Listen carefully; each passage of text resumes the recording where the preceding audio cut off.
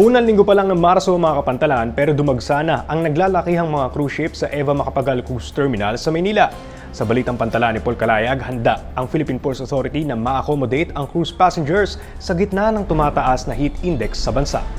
Umaga nitong Sabado, March 1, nang dumaong sa Fair 15 ng Manila South Harbor ang cruise ship na MV Costa Serena. Bago pa man dumating ang barko, ay masusing paghahanda na ang ginawa ng Philippine Ports Authority kasama ang katuwang nitong private operator at service providers. Sa pantalan ng Maynila kasi sasakay ang nasa 3,600 na mga pasaherong bahagi ng 5 araw na Asia Tour ng barko. Maynila ang unang destinasyon ng round-trip tour na ito, kasunod ang kilang sa Taiwan, Japan at saka babalik ng Maynila.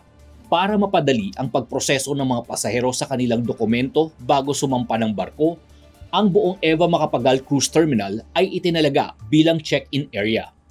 Naglaan din ang mga otoridad ng 20 bus na nagsilbing shuttle service mula Quirino Grandstand patungong terminal para mapadali ang pagpunta ng mga pasahero sa pantalan, habang 6 na truck ang inilaan para sa paghahatid ng kanilang mga bagahe.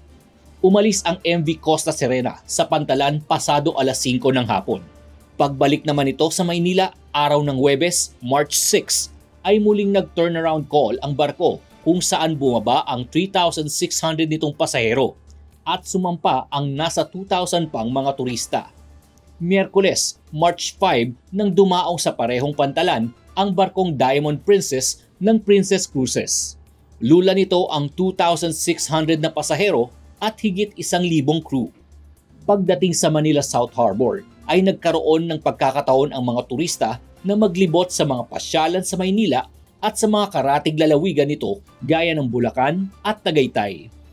Dati nang bumisita sa Maynila ang Diamond Princess noong Setyembre 2024.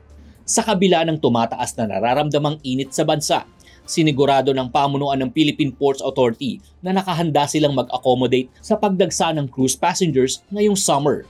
Tala ng Pag-asa, umabot sa 39 hanggang 41 degrees Celsius ang heat index o yung nararamdamang init sa Metro Manila nitong unang linggo ng Marso.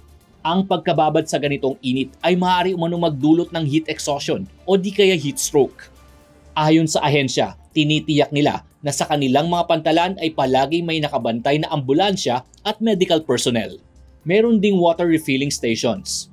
Sinisigurado ring umano nilang fully air-conditioned ang mga terminal sa mga pantalang dadaungan ng mga cruise ship.